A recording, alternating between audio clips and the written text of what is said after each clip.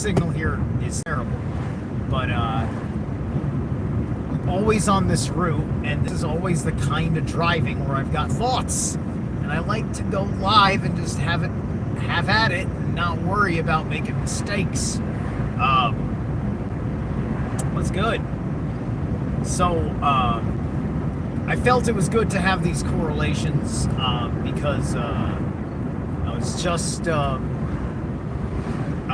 listening to a podcast that was getting into various aspects of metaphysics and psychic abilities to do so on and so forth, right? And it was a Monroe Institute thing that the guy was covering and showing the clip, and how this entity didn't want to give its name or any identifying characteristics of where it comes from at all, right? As a culture, as an entity, as a race, as a realm, as a principality, as a whatever the fuck it is out there, saying quite a number of things that are, for the time of those questions, were very, very profound, but also mixed in, I noticed, was a lot of things that didn't quite sound right. And I don't want to get into all these particulars, but, it led me to talking about, it led me to engaging with the podcaster, because he actually, responded back, and he completely disagrees with what I have said, but also I've needed to explain myself, right? And it wasn't all just about this. This is one thing in the mix of things with him I was talking about, because specifically the void was on my mind. And then Jacob Todson, who used to be the Wisdom of Odin channel, I like him. He's really grown. I've listened to some of his stories. I say, I think he's coming from a similar place that I'm coming from, right? In a completely different direction. But right? It's you see, the void is the void and the abyss.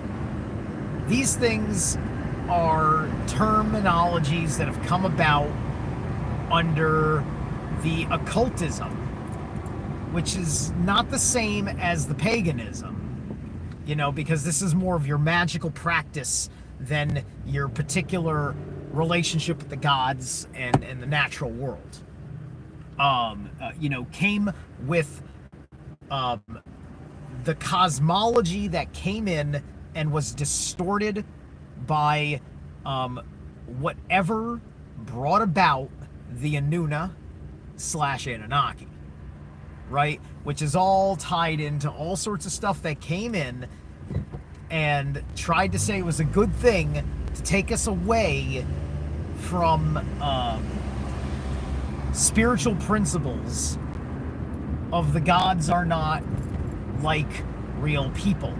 We only use that as allegory for telling stories and lessons that help us understand the nature of the gods, which are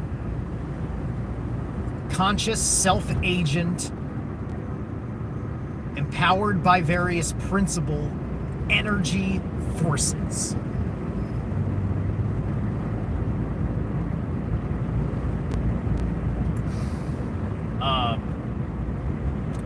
So the void and the abyss, these places kind of became these stand-ins for the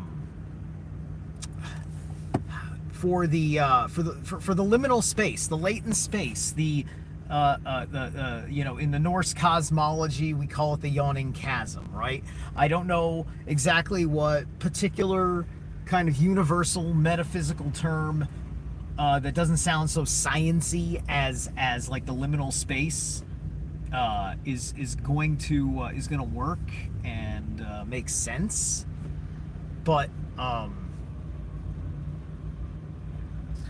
what I do want to say is that things like the system of Kabbalism have fundamental principles with their numerology out on the Wiesa Dex system. It's operating in the 1, 2, 4, 5, 7, 8 putting you in the infinite feedback loop. In the Sephiroth, Doth is this void and abyss. In their tree of life, in my seeing of the principles, the tree of life is a symmetric, more of a symmetric diamond form, not... You have a crush on Sif. So do I. Don't we all? Don't we all? So, as far as this is concerned, see, this matters because that placement of Doth is giving you an idea of its relationship to the other realms, which are relationships to the other parts of yourself, of your soul, of your mind. Right? So this is the difference. Why this is different and not me just picking on someone else's cosmology is because we have a purpose and a reason why we use the word void outside of metaphysics for common terms like avoid. Why are you avoiding me? It means to not be there. To be void is to be nowhere. Right? So thus it's not even the liminal space. It's like you don't want to be in any realm, and you don't even want to be in the liminal space of which realms are derived. That's the big difference. Right? The underworld in Helheim. Helheim is not Ginnungagap, right? The unconscious underworld is not the liminal space, but between it and Niflheim, they have the closest correspondences to the liminal space in the manner in which they function. Everything unmanifest and everything that ever was manifested have their places in Niflheim and Helheim. Thus, they are adjacent to that yawning chasm of creation.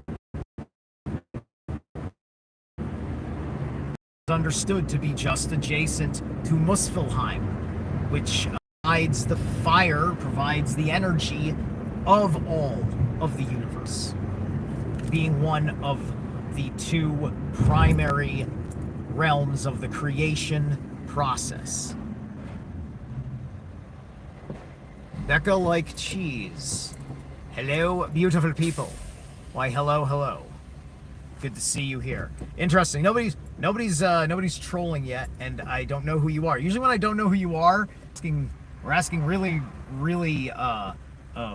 like shallow questions, or irrelevant questions.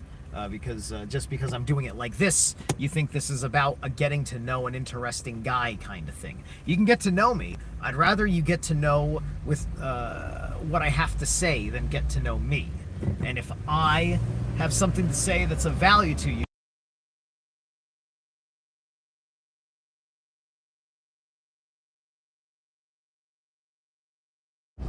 okay, sorry about that. I should have put my phone on donuts and herb. Do not disturb sounds like donuts and herb, but anyway, one of those things I don't really eat. But, well, you don't really eat herb, do you? But I don't really take one of those two things. I mean, at least not often enough, because sugar bad. Oh man, the sugar bad. But anyway, see, I've been avoiding sugar, right? So when you're, like when somebody, there's no positive connotation to saying you are avoiding, right? You can misunderstand somebody who is going elsewhere as avoiding, right? Because they were, because you don't bother to say that unless you believe they are abandoning a responsibility that matters to you. And then you say you are avoiding.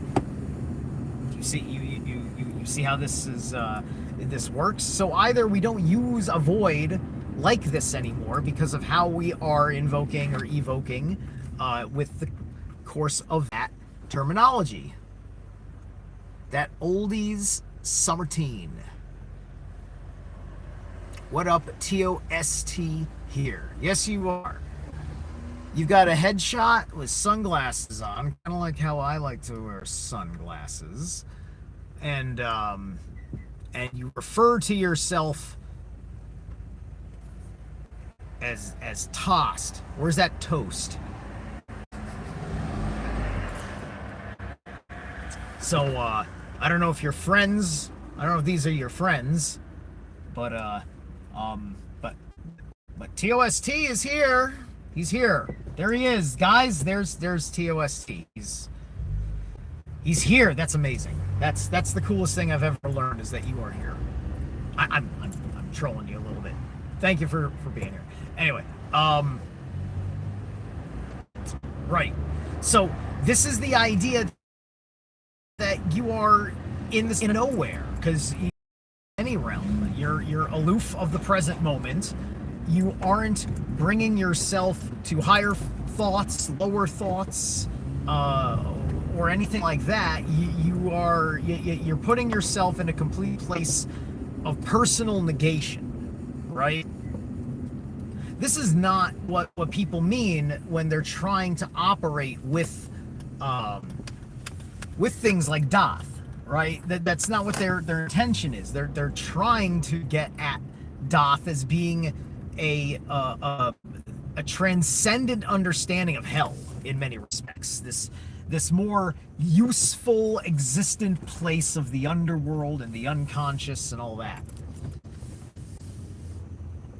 And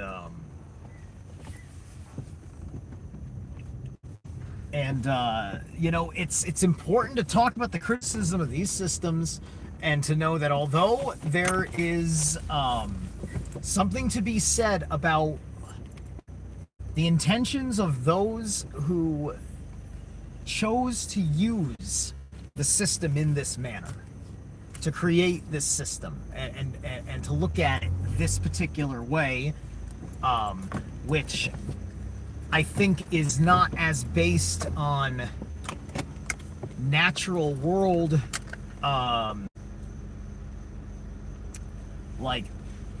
natural sciences, as it is, looking over certain primary assumptions, like what your relationship is with God, right?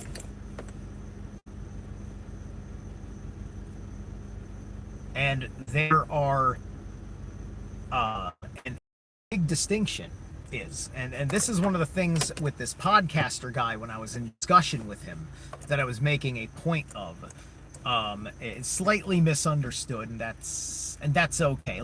Most of it was misunderstood because I think, but also I may think that if it became understood, he would he may disagree, regardless of making sure that he did understand that I am not trying to basically make some sort of esoteric anti-Semitism fucking trick out of it, right? Like, let me trick you into half co-signing, because he doesn't know where I'm coming from, and I'm representing myself, but myself is highly influenced by my mystery school. And I also have to be better at not just citing that, because now I have to appreciate how much direct short form that I can make sense to somebody comes across as is, or at least the test to see if their body of knowledge and wisdom has brought them to the open possibility of this. Because it's very easy to sit there and have read everything and be the authority on what you've read. That is not hard to do, Jason Brashears. That's not the fucking hard part. This is right? You just gotta spend your time reading the books. Spend your time reading the books, and then spend your time putting your words together about the books you've read. Right? And of course, having an education. Jason Brashears I do perceive as intelligent. despite my problem with his character. And lack of problem with most of his work.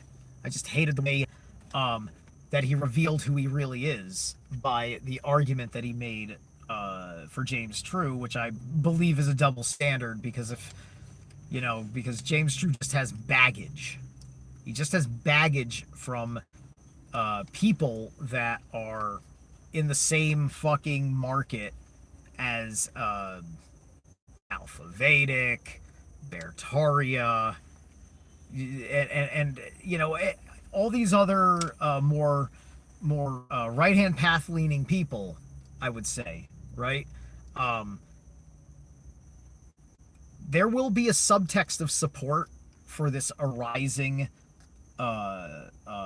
Christian American Reich that it'll have a short season out of ignorance and altruism in their system. And the Kabbalism is giving sympathetic power to that system, and that system is not good for anybody. Really isn't. There's a misunderstanding of what was being the transformative human experience that was rising at the same time Christianity was rising, which had a very different agenda than the fucking good selling points. I'm not like that's the tough thing with this art, with arguments in all these systems, is that we're usually agreeing on the fucking surface level, which is usually where my engagement is at, right? So like, what I'm trying to do is I'm trying to bridge that gap of assumption that just because you're working with something different than I am, that we both want to see the future change in a certain way that we don't, or that we do, right? And this is through having the hard conversations, right? Because I believe that there's subtext to mental and physical health and spiritual health that is amiss, right? You can't just arbitrarily take this system because it's all just because it's all in your head, right? Just because it's all in your head doesn't mean that it's right for your body's physiology to have its energy flow change to conform to it. It's supposed to complement what is your natural state of your body's energy flow, right? It's supposed to be getting us back into a natural state. I see people that are doing Wicca and people that are struggling, that are using this magic to get better. It's not helping them with their struggles. Anybody doing fine practicing this magic is somebody that would have been doing fine without that magic. I promise you that. Because you can see it in their charisma and their character and everything else. But there's a whole lot of effing people that still, even with their rejection of the fucking Christian God, it's just like, you ever notice this whole thing, like people that are into the angels, they love their fucking biblical angels or whatever, but they don't like their God of those angels. It's almost like those angels don't answer to, I mean, they sound like they answer to the higher force, but it doesn't even really sound like they're talking about the higher force when you hear these. It's just off. It's just off, and it's still, I don't know, man. It's because it's channeled information. It's devoid of the baggage of the human, and there's probably going to be a whole lot of people out there that, as long as they know that good channeled techniques produced this work, and you can compare it to other things that work, that there's no way that the entity lied to them. A lot of people are very naive, and this is a fatal flaw when it comes to spirit connections, right? And it's just like, trust has to be established. And if I'm talking to an individual, we can have the conversation about who you are as a reflection of me. We can have a talk about you, who you are collectively unto your own kind. And we can have a conversation about who you are as a fucking individual. Mr. Entity that is coming through my mind.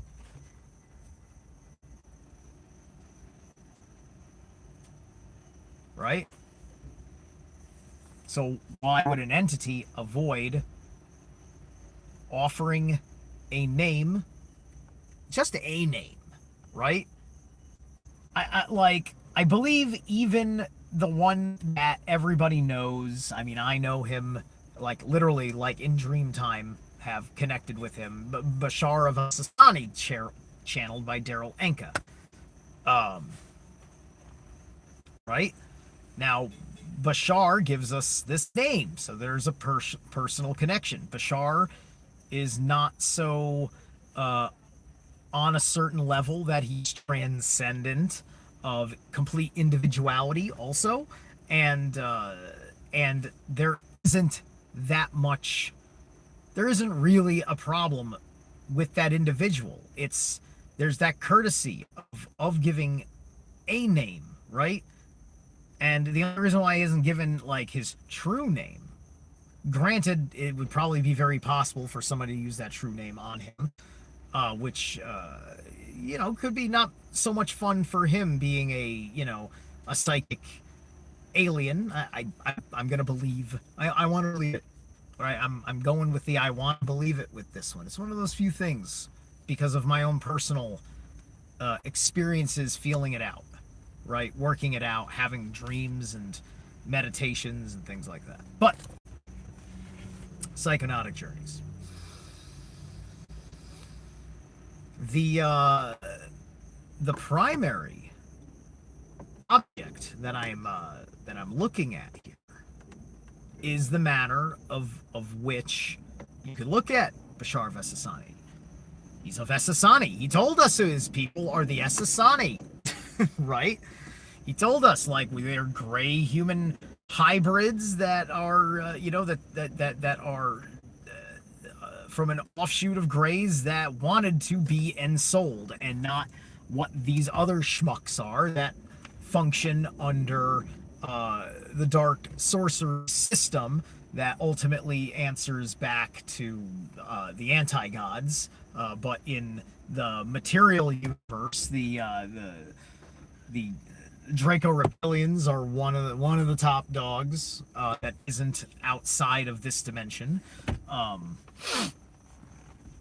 Although they also have dimensional powers themselves, as I understand it. I've certainly at least been in the presence in my dreams with archons. Perhaps even fought one or two.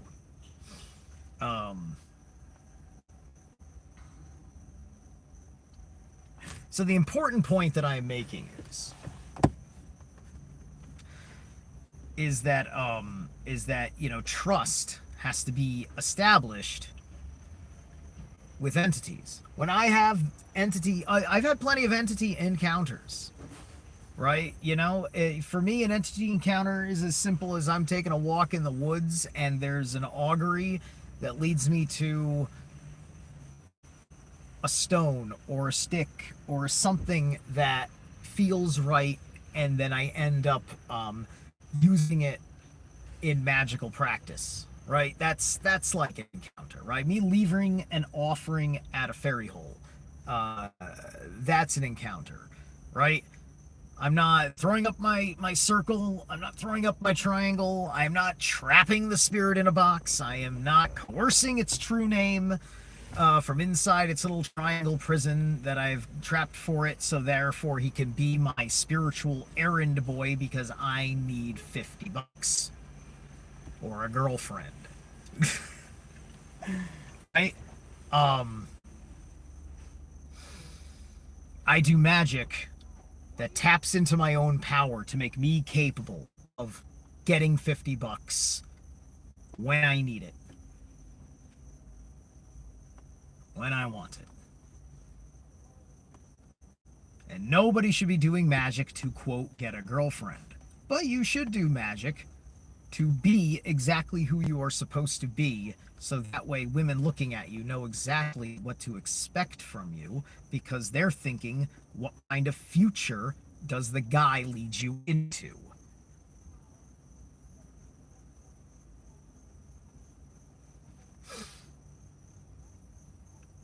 And we are thinking about having some goddamn fucking support and comfort for everything that we're trying to do, built on everything that we have done.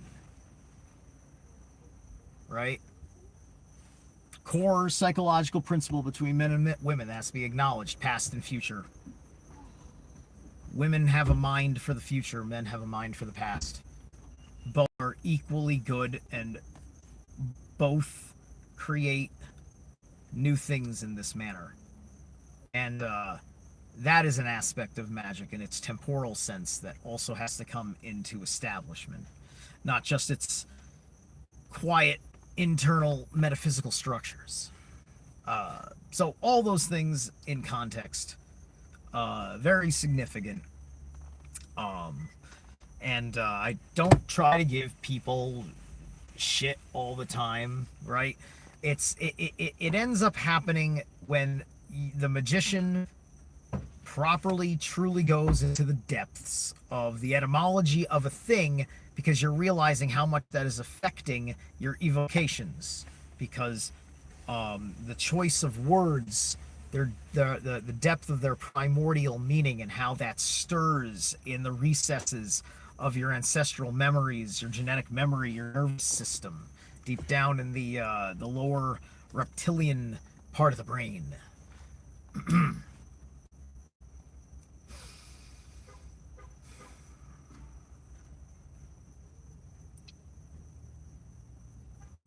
And so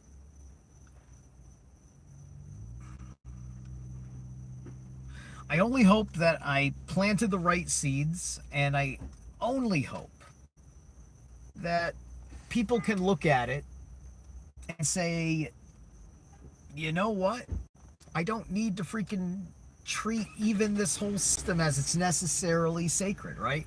Because for me, the people that just kind of like, they read the stuff on Wicca, they read the stuff on Kabbalah, they read the stuff on all the various new systems, right, that have their spiritual principles, right? When I'm talking about Kybalion, the Kybalian's a newer freaking doctrine of eternal axioms, right? And those eternal axioms are inescapable things that are presently available in seeing the workings of the universe. Same thing with the I Ching, right? Those things then have their way, and then their way has to have a natural fluid correspondence to other people's systems, right?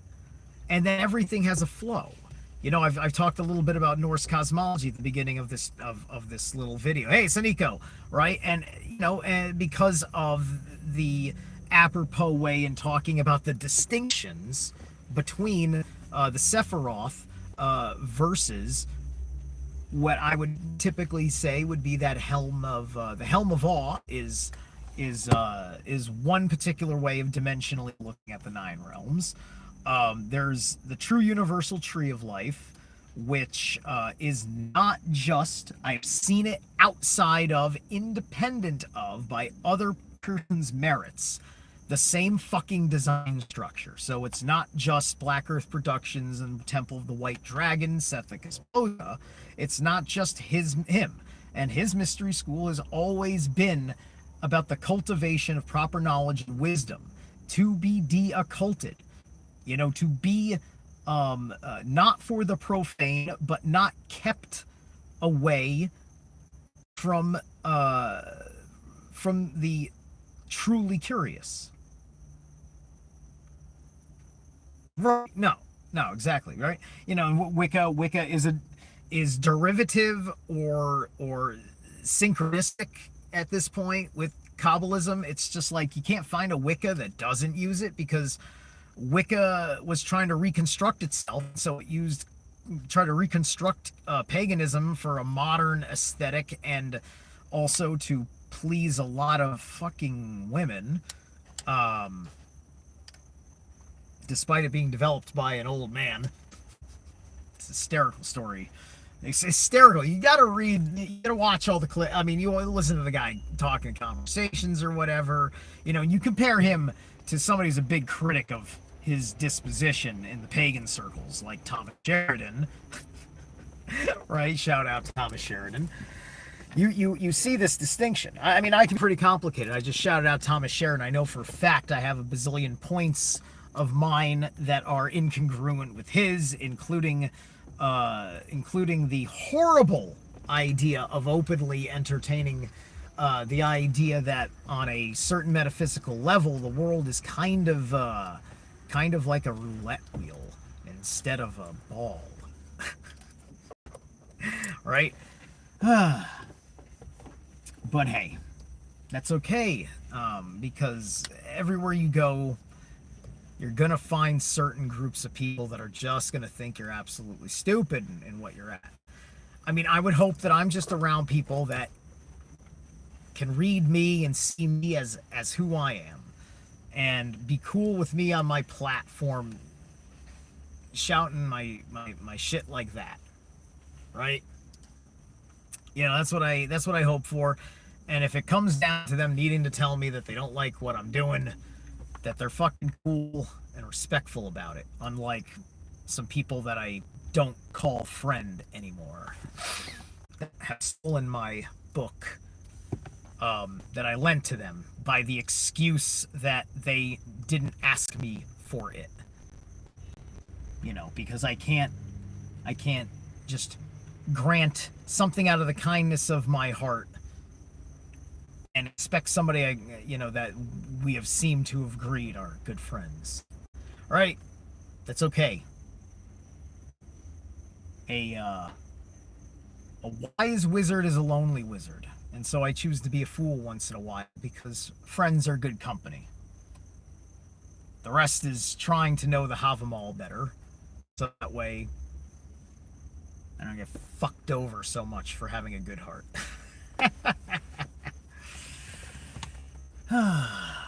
So,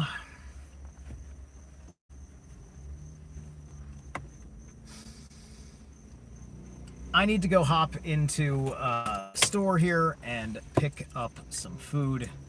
So I will catch you guys in a little bit. Thanks for listening.